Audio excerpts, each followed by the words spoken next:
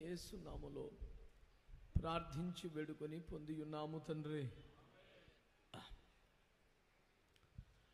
దేవుని బిడ్డలందరూ చేతులతో ఒక మంచి స్తోత్రం చెబుతారా? హల్లెలూయా. ప్రభునందు మిక్కిలి ప్రియమైన దేవుని బిడ్డలారా,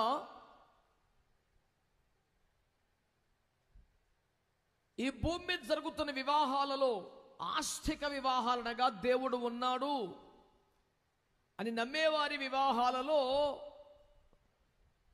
మన ప్రాంతాలలో క్రైస్తవ వివాహాలు,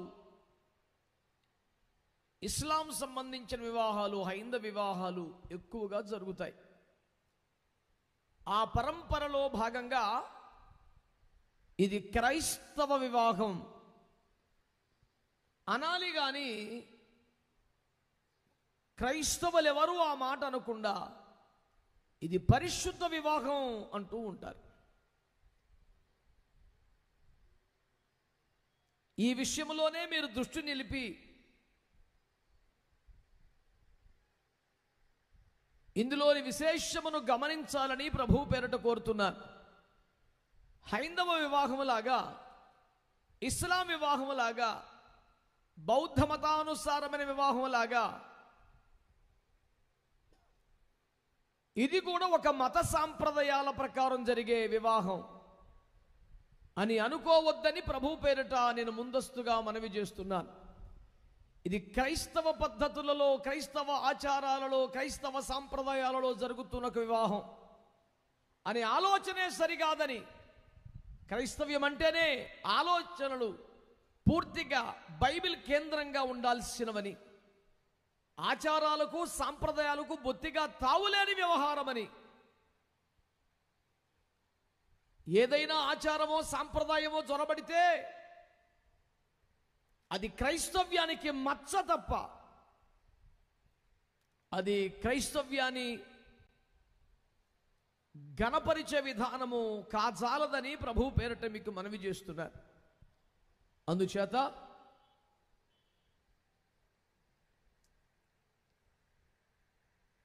ఆయా మత సాంప్రదాయాల ప్రకారము జరుగుతున్నట్లే ఇది కూడా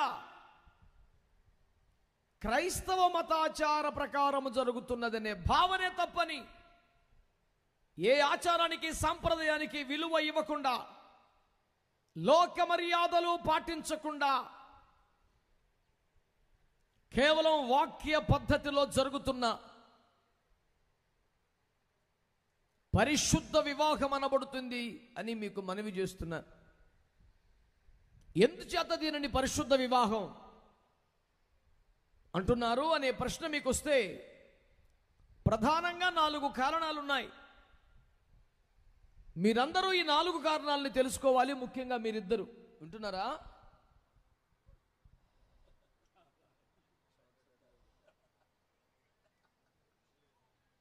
బిడ్డలారా, మీరందరూ కూడా వినాలని కోరుతున్నాను.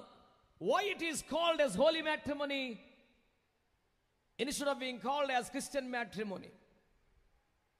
ఇది ఎందుచేత క్రైస్తవ వివాహం అనబడకుండా పరిశుద్ధ వివాహం అనబడుతుంది అన్నది కీలకమైన విషయం.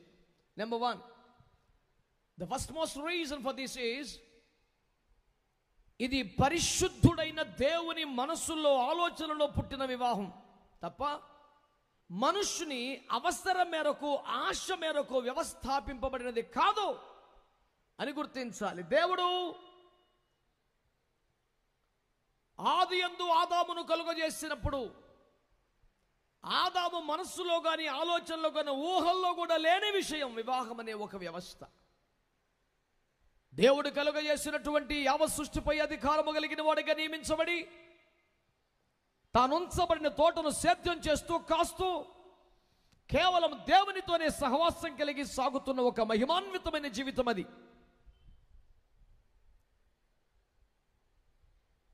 ఈ వివాహ సంబంధమైన ఆలోచనలు, ఆశలు ఇలాంటివి ఏమీ లేని ఒక వ్యవహారం.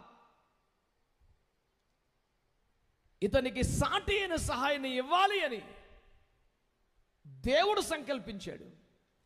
వివాహానికి సంబంధించిన ఆలోచనలన్నీ 100% దేవుని మనస్సులో, దేవుని హృదయములో, దేవుని ఆలోచనలో పుట్టాయి. ఆ దేవుడేమో అతి పరిశుద్ధుడైన వాడు. ఆ అతి పరిశుద్ధుడైన దేవుని మనస్సులో పుట్టిన ఆలోచన గనక దానిని పరిశుద్ధ వివాహము అని అంటాం. మొదటి కారణం. దేవునికి స్తోత్రం చెప్పగలిగితే చెప్పండి. హల్లెలూయా. ప్రభునందు మిక్కిలి ప్రియులారా, మీరు శ్రద్ధగా కానీ ఆలకించగలిగితే ప్రభు తెలియపరుస్తున్న ఒక మంచి మాట. ఇది పరిశుద్ధ దేవుని మనస్సులో ఆలోచనలో పుట్టింది కనుక ఇది పరిశుద్ధ వివాహం. రెండవది, why this is holy matrimony అని మీరు అడిగితే, ప్రతిపాదించబడింది, వ్యవస్థాపించబడింది అని గుర్తించాల. అంటే చాలామంది విపరీతమైన ఆధ్యాత్మికవాదులు, I call them as extremists of Christian movement, వారు కాస్త అతి ఆలోచన కలిగిన వారై ఏమంటారంటే, మానవుడు పవిత్రుడుగా ఉండినాడు, వివాహము ద్వారానే అపవిత్రుడవుతున్నాడు. వివాహం చేసుకుంటే ఇక పవిత్రత కోల్పోయినట్టే కదా, దాంపత్యములో అడుగుపెడితే వారికి అపవిత్రులే కదా అనే అపవిత్రమైన అడ్డగోలు తలతిక్కవాదను ఒకటి నెత్తికెక్కున్నారు. బొత్తిగా లోపల విషయం లేనివాడు. దేవుడు అసలు వివాహ వ్యవస్థను ప్రతిపాదించినప్పుడు చదివారుగా వాక్య పఠనాలు. ఆదికాండం 2:18 నరుడు ఒంటరిగా ఉండుట దేనికి మంచిది కాదు. ఇతను ఒంటరిగా ఉంటే నది ఎండిపోద్దా, తోట మాడిపోద్దా, ఏమవుద్ది, లాస్ ఏమిటి?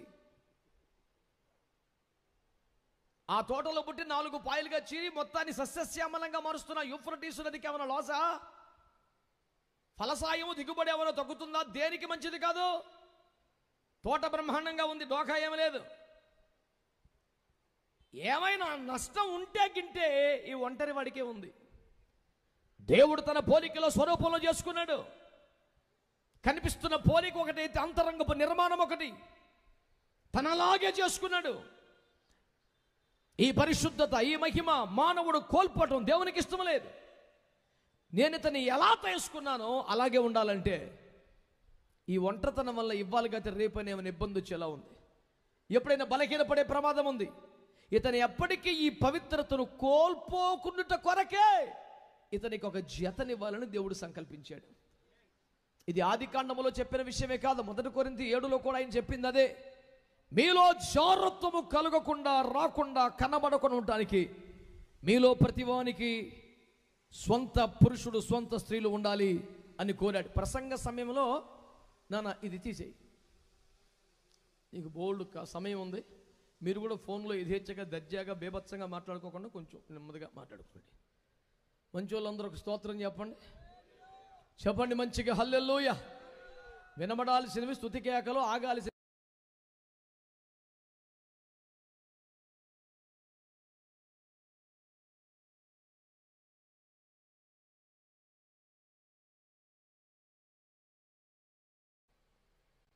దేవుని బిడ్డలారా, దేవుని ప్రజలారా, మీరు ఆలకించగలిగితే పరిశుద్ధ స్థితిని కాపాడుకున్నట్టు కొరకే వివాహ వ్యవస్థ ప్రతిపాదించబడింది. అందుకనే 1 కొరింథీ పత్రిక 4లో వివాహమును నిషేధించే వారిని అబద్ధికులని, వేషధారులని, దయ్యముల ఆత్మ కలిగిన వారని, మోసపరుచు ఆత్మలలో పడిపోయిన వారని, వాళ్ళు ఖచ్చితంగా విశ్వాస భ్రష్టులైపోతారని అత్యంత కఠినమైన పదజాలం వాడాడు దేవుని పరిశుద్ధాత్మ పౌలు అపోస్తలుని ద్వారా. కాబట్టి వివాహ వ్యవస్థ ప్రతిపాదించినదే పరిశుద్ధతను ఎప్పటికీ కాపాడుకొనగలుగుటకు, ఇక ముందు కూడా పరిశుద్ధతను కోల్పోకుండా ఉండుటకే ప్రతిపాదించారు. కాబట్టి మీరేం గ్రహించాలి? వివాహ జీవితము పరిశుద్ధ స్థితిని కాపాడి కొనసాగించుకున్నటకు అనుగ్రహించబడినది. అంటే వివాహ జీవితం యొక్క తొలి టార్గెట్ కూడా పరిశుద్ధ జీవితమే. దీన్ని మర్చిపోకుండా మీరు మనసులో పెట్టుకోవాలి. దాంపత్య జీవితంలో స్త్రీ పురుషుల as a commandment to the whole church to treat it as very honorable in everything. ఎందుకని? సకల కార్యములలో వివాహమును ఘనముగా ఎంచమని అయ్యగారులందరికీ ఆజ్ఞించాడు దేవుడు. మనం ఎందుకు ఘనపరచాలంటే పరిశుద్ధతను కాపాడుకునే ఒక సామాజిక ఆరోగ్య వ్యవస్థగా దేవుడు ప్రతిపాదించాడు కనుక దాన్ని మనం గౌరవపరచాలి. స్తోత్రం చెప్పాలని మీకు అనిపించకపోవటం అసలు సూపర్. అది మీరు ఎప్పుడు చెప్తారు? అంత అయిపోయింది వెళ్ళి దేవునికి స్తోత్రం వాడబడదాం అన్నప్పుడు దేవుని స్తుతించాల్సిన సందర్భాల్లో స్తుతించడం ఏమిటండి? లోకం అశుభమని భావించే సందర్భాల్లో కూడా స్తోత్రం చెప్పే దమ్మున్నది ఒక క్రైస్తవ్యానికే. మరి ఎలాంటి చోట కూడా ఆలోచిస్తారు, మేనమేషాలు లెక్కిస్తారు, మళ్ళీ మాది క్రైస్తవం ఏమంటారు? అమాయకత్వం అంతరించి అద్భుతమైన స్తోత్రాలు ఆరంభమగునుగాక. చెప్పండి గట్టిగా. ప్రభువునందు మిక్కిలి ప్రియులారా శ్రద్ధగా వినండి. ఒకటి కారణం, అది దేవుని మనసులో పుట్టింది కనుక పరిశుద్ధ వివాహం. 2, మానవుని పరిశుద్ధ స్థితిని కాపాడుకొనుటకే ప్రతిపాదించబడింది కనుక పరిశుద్ధ వివాహం. ఇక 3వది, దేవుని రాజ్య నిర్మాణం దేవుని ప్రణాళికలో ఉన్న విషయం. మరి మహాదేవుని యొక్క మహిమ కలిగిన రాజ్య నిర్మాణానికి ఎవరు కావాలి? పాపిష్టుల్లా? అక్రమ సంతానమా? అడ్డగోలు వ్యవహారమా? ఆ నిమ్రోదు బ్యాచ్యా? లేకపోతే లోతు కుమార్తెల సంతానమా? ఎవడ మనకు వస్తాడు ఈ రాజ్య నిర్మాణానికి? దేవుని రాజ్య నిర్మాణానికి ఎవరు కావాలండి? పరిశుద్ధులు కావాలి, ప్రార్థనా పరులు కావాలి, అపోస్తలులు కావాలి, మిషనరీస్ కావాలి, బలమైనటువంటి దైవజనులు కావాలి. ఈ పరిశుద్ధ దైవజనులు ఎక్కడి నుండి వస్తారు? ఓ పరిశుద్ధమైన కుటుంబ వ్యవస్థ నుంచి మాత్రమే వస్తారు. బలమైన దేవుని రాజ్య నిర్మాణకులుగా ఉండవలసిన, సియోను కొండల మీద పుట్టవలసిన రక్షకులమైనటువంటి దైవజనులు వివాహ వ్యవస్థ ద్వారానే వస్తారు గనక దేవుని రాజ్యమునకు పరిశుద్ధులను అందించే కార్యక్రమం వివాహ వ్యవస్థ గనుక ఈ వివాహ వ్యవస్థను మనం పరిశుద్ధంగా ఎంచాలి. ఇక 4వది అత్యంత కీలకమైంది. గత అనేక సంవత్సరాలుగా, సుమారు 15 సంవత్సరాలకు పైనే నేను తీవ్రంగా నిలిచిన ప్రతి చోట ప్రచారం చేస్తూ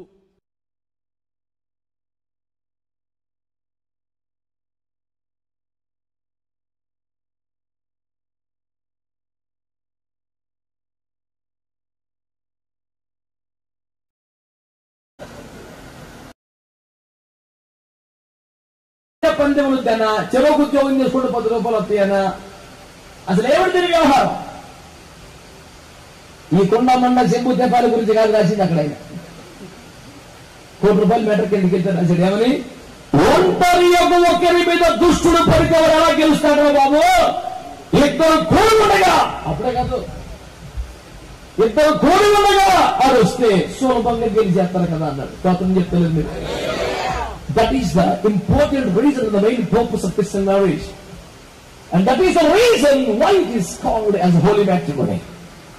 ఈ క్రైస్తవ వివాహం పరిశుద్ధ వివాహం అని ప్రకటించడానికి ఉన్న అతిపెద్ద కారణం ఇది. క్రైస్తవ వివాహ ముఖ్యోద్దేశం, మూలోద్దేశం ఇది.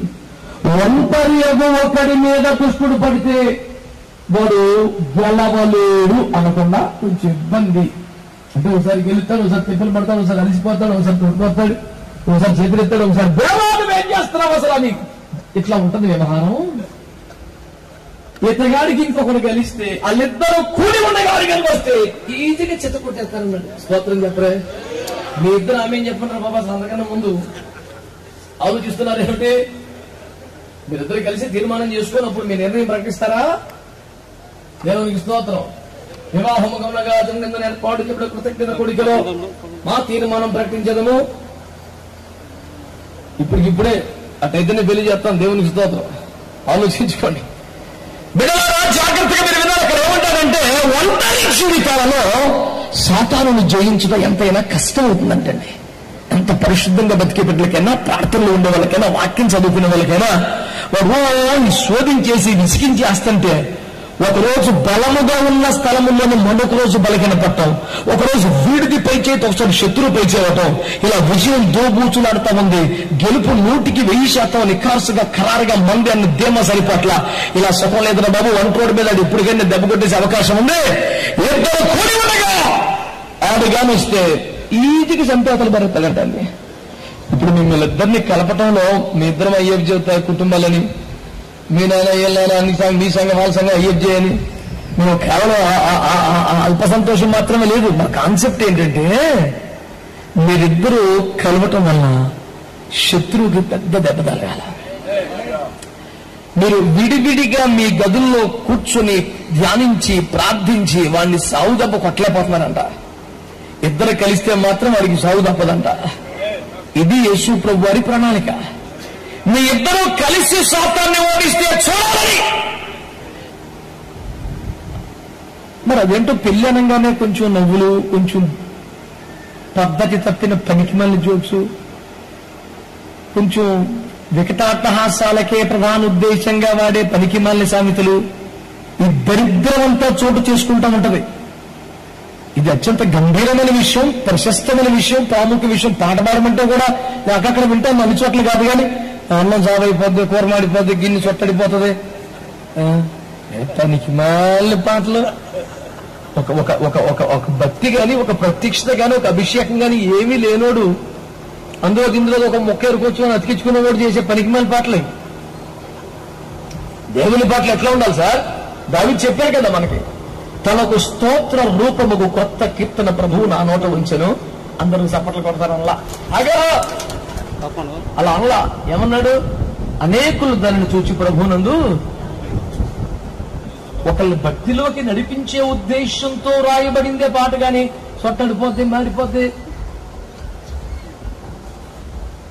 అలాంటి వేదిక ఉంటే వాడి బుర్రను చొట్టేటేస్తాడు. కానీ ఈ దరిద్రాన్ని అపజేవా, దేవునికి స్తోత్రం చెప్పండి.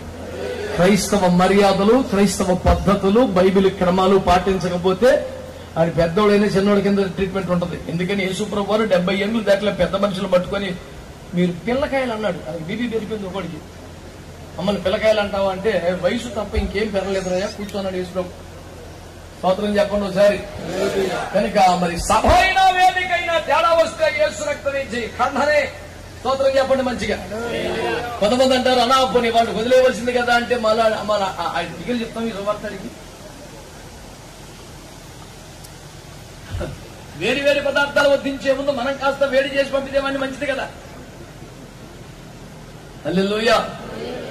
అంటే ఆది నుండి మానవ జీవితాన్ని పడగొట్టాలని, దేవుని ఏర్పాటులో నుంచి, సంకల్పం నుంచి బయటికి లాగాలని, వారిని శోధిస్తూ బలహీనపరుస్తూ మానవ జాతి పతనాలకు కారణమవుతున్న శత్రువుని ఓడించడానికి ఒంటరి మానవునికి బలం సరిపోవట్లేదని ఇద్దరు ప్రార్థన చేసే వాళ్ళని, ఇద్దరు పిలువబడ్డ వారిని, ఇద్దరు సేవకుల్ని, ఇద్దరు రవిశక్తులు ఒకటి చేస్తే, ఇద్దరు యేసు క్రీస్తుల మోకరించి ప్రార్థన చేస్తే అని ఓడించి పారేస్తారని పెట్టాడు దేవుడి. అయితే మేమందరం ఎందుకు రావటం? ఇప్పుడు మీ ఇద్దరు కలిసి వంట చేసుకుంటే, ఇద్దరు కలిసి చెరుకో సైకిల్ వేసి వెళ్ళిపోతే ఇయ్యరా?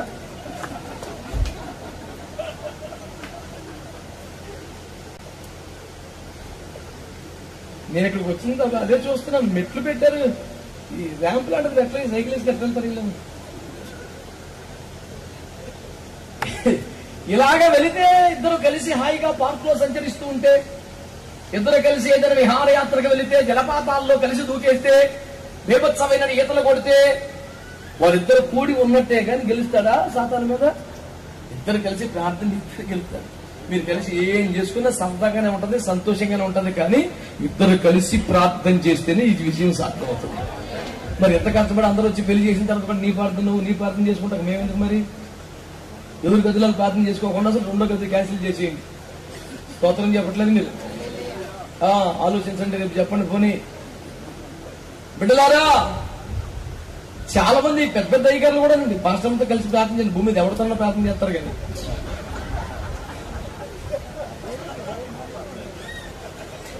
అందుకే మీకు ఫస్ట్ ప్రార్థన ఇచ్చారు అయ్యగారు. దేవుని స్తోత్రం, మీరు యోగ్యులు. హల్లెలూయ. కొంతమంది అంటే నిజంగా మరి గమనిస్తున్నారు కదా, తెల్లారులు అయితే జనాలు తిరుగుతున్నాం కదండి. భూమి మీద ఎవరు ఫోన్ చేస్తాను చక్కగా మాట్లాడతాడు. ఇంటిని పోలీసు ఏంటి చెప్పు, నేను బిజీ ఉన్నాను. వీడు ఎందుకు బిజీ అయ్యాడంటే ఇంట్లో మాట్లాడుతూ ఇంట్రెస్ట్ లేక వీడు హృదయం ఎప్పుడో చేతానికి ఇచ్చేసాడు. వీడు కొద్దిగా చెడిపోయాడు. అంటే ఊళ్ళో ఎవరి ఫోన్ వచ్చినా మొఖం చిరునవ్వు వస్తుంది, ఇంటికన్నా ఫోన్ వస్తుంది, మొఖం మారిపోతుంది. ఏంటో నీకు నువ్వు సైతానికి వశం అయిపోయావు వాళ్ళకి.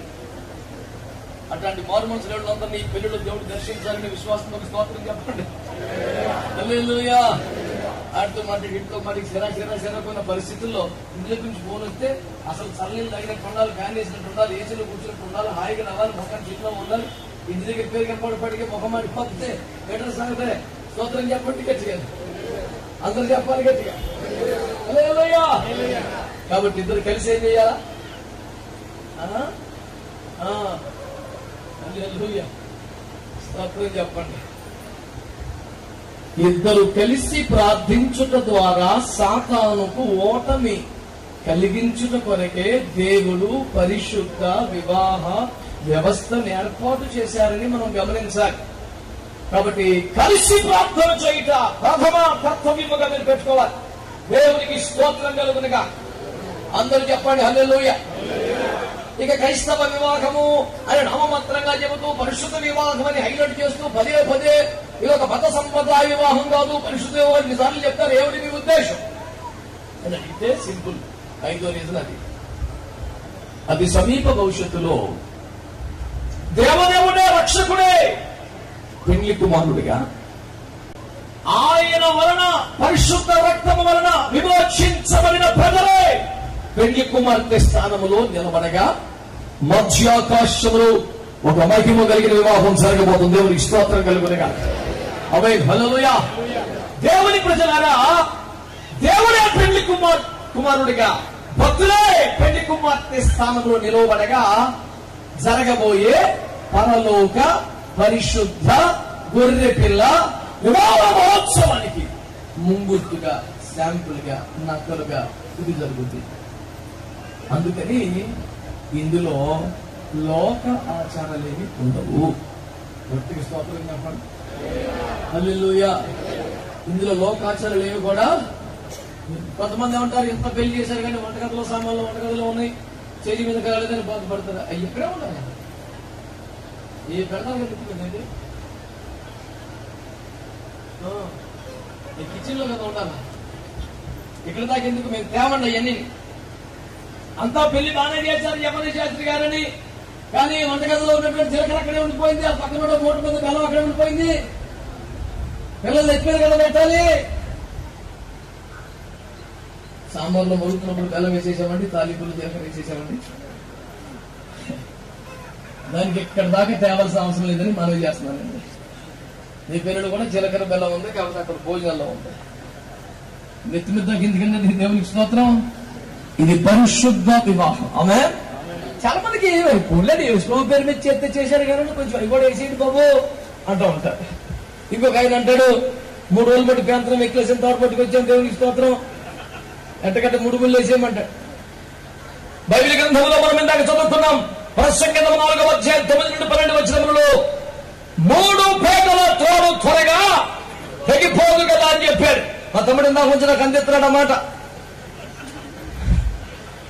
బిడ్డలారా, బైబిల్ చెప్పింది 3 పేటల త్రాడు, 3 ముళ్ళ బంధం కాదు. దయచేసి గమనించండి. ఎంత సిన్సియర్ గా సీరియస్ గా ఆ వాక్యం చదివి కాబట్టి వచ్చేసి మళ్ళీ 3కి ఎక్కడ సరిపెట్టాడు? తండ్రి యొక్కయు. వీడి సిద్ధాంతాలు కాదు, ముగ్గురిని సరిపెట్టాడు జాగ్రత్తగా. ఏంటండి ఇది? బైబిల్ అలాగే ఉందా? దేవుని ప్రజలతో ప్రభు మాట్లాడుతూ ఐగుప్తులో ఆచారములో ఏది మీ వద్ద కనబడదు, నేను ఆ ఆచారముల వలన వారి యందు అసహ్యపడితిని అన్నాడు. ఏదైనా లోకాచారము కనబడితే దేవునికి అసహ్యం వచ్చేస్తంట. మీరు పెళ్లి చేసుకుంటా ఉంటే, మీరందరూ మురిసిపోతా ఉంటే దేవుడు మటుకు అసహించుకోవాలని మీరు కోరుకుంటున్నారా? ఏం బంధుమిత్రులండి మీరు? దేవుడు మెచ్చాలనిపించాలి మీ అందరికి. ఈ జంటలో దేవుడు దీవించాలని కోరుకోవాలి. అంతేకాదు దేవుడు మాకందరూ సరదాగా ఉంటుంది, ఆ తర్వాత వాళ్ళకి సరదాగా ఉండదు. మనం సరదా పడి పోతాక రాలేదు. కొంచెం తిప్పలు పడైనా, ఛార్జీలు ఎక్కువైనా, ఓపిక లేకపోయినా, గట్టిగా మనం మెచ్చుకుని తినేంత ఆరోగ్యం లేకపోయినా వాళ్ళిద్దరూ దీవించబడాలని వచ్చాం మనందరం కూడా. వాళ్ళ కోసమే కదండి ఈ ప్రయాసం అంతా. లోక పద్ధతిలో లేవండి. రోమపత్రిక 12:2లో చెప్పాడు, నేను ఈ లోక మర్యాదను అనుసరింపక అపోస్తలుల 40 నీ లోకములకు వేరై నీ తరము వరకు వేరై రక్షణ పొందమని మాట్లాడాడు. ఎస్తేరు గ్రంథం 3:8 వారి విధులు సాక్షుల జనుల విధులకు వేరే ఉండాలని చెప్పాడు. సంఖ్య 23:9 ఇదిగో జనము ఒంటిగా నివసించున్నది, జనము లెక్కించబడదు అని తేటగా మాట్లాడాడు. స్తోత్రం చెప్పండి గట్టిగా. హల్లెలూయా, హల్లెలూయా. కనుక ఆచారములు, సంపదలు, దైవజనులు, యాజకుల పదవికి వచనములో ప్రతిష్ఠితమైన దాని నుండి లౌకికమైన దాన్ని వేరు చేయుటయే యాజకుల బాధ్యత అని దేవుడు మాట్లాడాడు. లౌకికమైనది అంటే లోక సంబంధమైనది అని. ఏ లోక సంబంధమైన దానికి పరిశుద్ధ వివాహములో తావుంచుకోవడం. ఆమె లోక పద్ధతులు, ఆచారాలు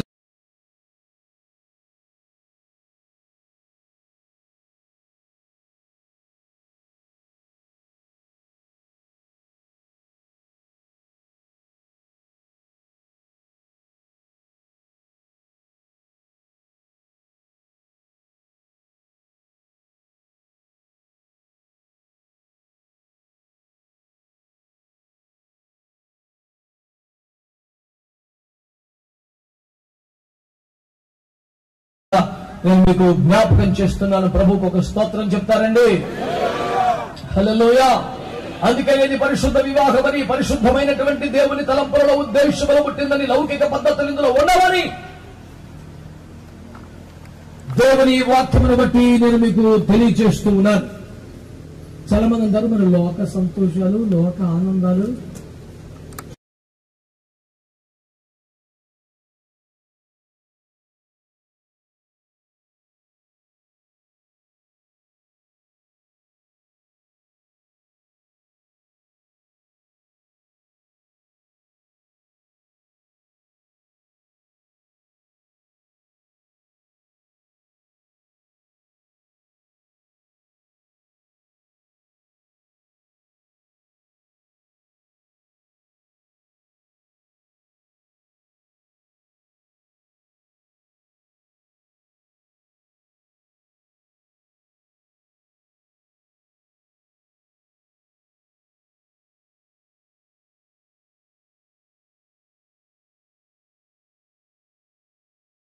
ఆరులో ఏం చెప్పాడంటే, మనం ఈ లోకములోనికి ఏమీ తెలియదు, ఏమీ తీసుకుని పోలేము కాగా అన్నము వస్త్రము కలిగి వాటితో తృప్తి.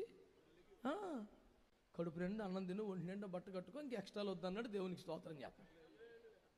ఒంటి నిండా వస్త్రం వేసుకునేమో అదేమో సిక్కిపోతుంది రోజు రోజుకి. అక్కర్లేని తగిలింపులు, అంటింపులు, ఈ దరిద్రం పెరిగిపోతుంది. మారు మనసు పొందిన క్రైస్తవులు మాత్రం స్తోత్రం చెప్పండి. చెప్పరే. పై వస్త్రం ఉంటలేదండి ఆడపిల్లలకి. పై వస్త్రం అంటే ఏంటి తెలుసా? బైబిల్లో యెషయా 61:10 ఏమన్నాడండి? రక్షణను వస్త్రమును నీతి అనే. పైబట్ట అంటే ఏంటి? నీతి. అంటే పైబట్ట లేదండి, ఏమి లేదు. ఆ డ్రెస్ పేరే లెస్ అంట. పనికి మళ్ళీ వేషాలు, మారు మనసు పొందండి. దేవునికి స్తోత్రం చెప్పండి. హల్లెలూయా. పిచ్చి పిచ్చి వేషాలు దేవుని బిడ్డలకు పనికిరావు.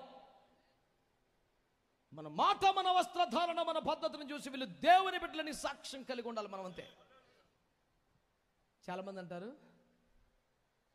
మాంసం తింటామని ఎముకలు మెల్ల వేసుకుంటామంటండి, భక్తి మనలో ఉండాలని అందరికీ తెలియాలండి అంటారు. ప్రభు అన్నాడు అందరికీ తెలియాలి అని చెప్పాడు. ఈ విధానము వలన మీరు నా శిష్యులని అన్యజనులు తెలుసుకుంటారని యోహాను 10:3 రాశాడు. దేవునికి స్తోత్రం. తెలియాలండి. తెలియాలంటావా? కాదు, తెలియాలి.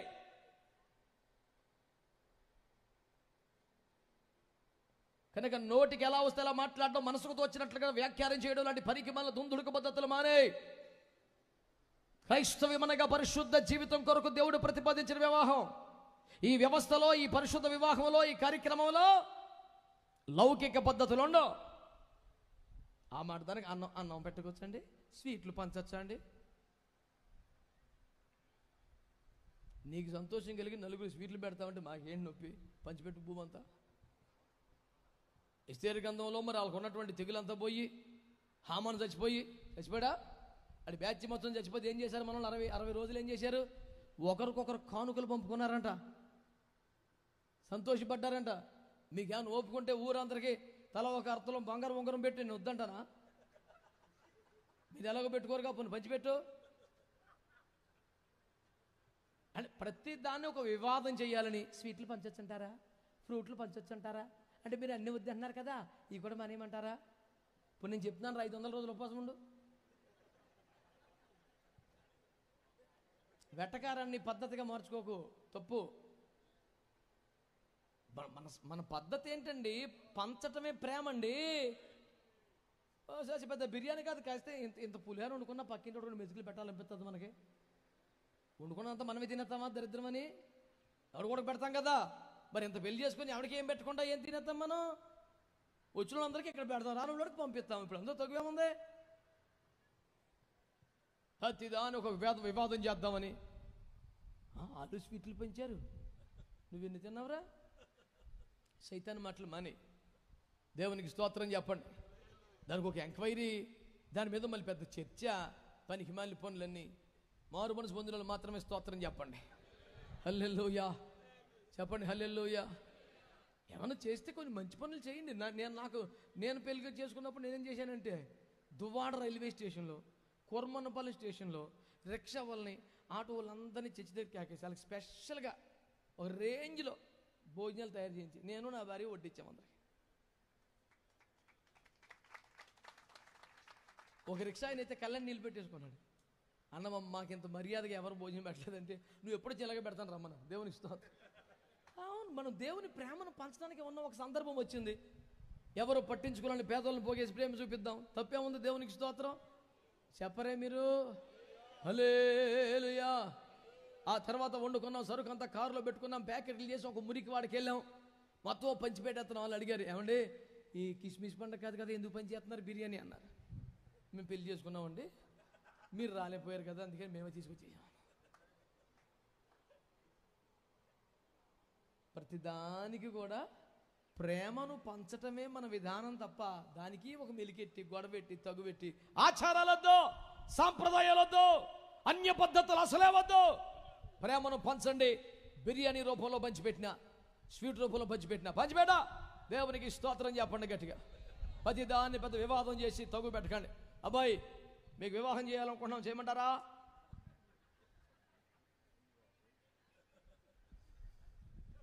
వారే పెద్ద సుముఖంగా లేరు మరి. దేవునికి స్తోత్రం, హల్లెలూయా. క్రైస్తవ వివాహం ఎందుకో నా 5 ప్రధాన కారణాలు మీకు చెప్పాను. మరోసారి అందరూ వినాలని కోరుకున్నాను. 1, అది పరిశుద్ధ దేవుని హృదయములో మనస్సులో పుట్టింది కనుక దాన్ని ఏమంటారండి? 2, మానవుని పరిశుద్ధ స్థితి కొరకే అనుమతించబడింది కనుక దాన్ని ఏమంటారండి? 3, పరిశుద్ధులను దేవుని రాజ్యమునకు అందించే వ్యవస్థ గనకనే దాన్ని ఏమంటారండి?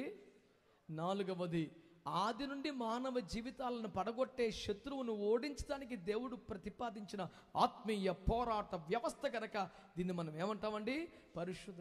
చివరిగా అతి సమీప భవిష్యత్తులో పరలోకములో మధ్యాకాశములో దేవుడే పెళ్లి కుమారుడిగా భక్తులే పెళ్లి కుమార్తెగా జరగబోతున్న ఆ గొర్రె పిల్ల వివాహ మహోత్సవానికి ముంగుర్తుగా, సూచనగా, సాదృశ్యంగా ఓహో అక్కడ పెళ్ళెట్ట జరుగుద్దా అనిపించేలాగా జరగాలి కనుక లోకాచారాలు, అన్య పద్ధతులు ఇందులో ప్రవేశపెట్టడం. మేము ఎవరికి వ్యతిరేకంగా ఇంకోళ్ళకి సపోర్ట్ కాదు. 100కి 100% బైబిల్కే విధేయులు, యేసు రక్తమే జయం. హల్లెలూయా. ఈ 5 పాయింట్లు గుర్తుంటాయంటారా? మళ్ళీ నేను మీ దగ్గరికి వస్తే అడగొచ్చా? చెప్తారా అప్పుడు నాకు? అన్యమనస్కంగా చెప్తున్నావు ఏమిటాయా? దేవునికి స్తోత్రం. నేనే పెద్ద పాస్టర్ గారిని, నేను చెప్పలేకపోవటం ఏంటనా?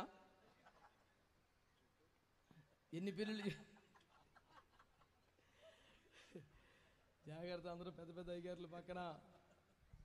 దేవునికి స్తోత్రం. ప్రియులారా, మరి వివాహ వ్యవస్థలో కీలకమైన కొన్ని విషయాలు టపటప 2 ముక్కలు మనవి చేసి వెళ్ళిపోతాను. జాగ్రత్తగా నుండి. దేవుడు నిర్మాణకుడు అని ఉంది. దేవుడు ఎవరండి?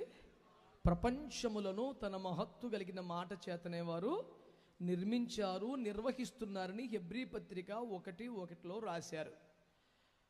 వాక్యము చేతనే ప్రపంచములు నిర్మాణమయ్యాయి అని 11వ అధ్యాయములో కూడా మరలా ప్రస్తావించారు హెబ్రీ పత్రికలో. కాబట్టి దేవుడు నిర్మిస్తాడు, కడతాడు. దేని ద్వారా అంటే వాక్యం ద్వారా. మీ వివాహాన్ని కూడా, మీ కుటుంబాన్ని కూడా తన మాట చేతనే ప్రభు కడతారు. ఏదో దారంతోనో ఏదో ఇనుప వస్తువులతోనూ కాదు అని మనవి చేస్తున్నాను. అయితే బిడ్డలారా, ఈ ప్రపంచములను దేవుడు మాట చేతనే నిర్మించినట్లు వివాహ వ్యవస్థను కుటుంబమును కూడా మాట చేతనే నిర్మిస్తాడు అనుకున్నాం కదా. మరి అందులో మనం ఎలా ప్రవేశించాలంటే మనము కూడా ఆయనకు మాట ఇవ్వడం ద్వారానే ప్రవేశపెడతాం. నీ మాట అవునంటే అవును అంతే. నీతిమంతుడు ప్రమాణము చేయగా నష్టము కలిగినను పోతే ప్రాణమన్నా పోవాలి కానీ ఇక మాట మాత్రం పోవడానికి వీలేదు. దేవుని ఎదుట ఆ విధముగా తీర్మానములు చేయుటకు ప్రమాణములు చేయుటకు మీరిద్దరు సిద్ధంగా ఉన్నారా? ఆ తీర్మానములే ప్రమాణములే వివాహానికి ప్రమాణమని గుర్తుపెట్టుకోండి. ప్రమాణముల ద్వారానే, దేవుని వాక్యము ద్వారా, దేవుని ఆత్మ ద్వారా, మీరిచ్చు నిబంధనల ద్వారానే వివాహము చేయబడుతుంది. మరొక వస్తువు చేత, పదార్థము చేత, ఆచారము చేత కాదు. ఈ విషయాన్ని మీరందరూ గమనించినట్లయితే ప్రకటించబడిన 4 మాటలు ఫలించినట్లుగా ఒక చిన్న ప్రార్థన చేద్దాం. తలలు వంచి కళ్ళు మూసుకోండి. అధ్యక్షుల వారు ఎవరికైనా ఒక ప్రార్థన ఇవ్వాలని కోరుతున్నాను.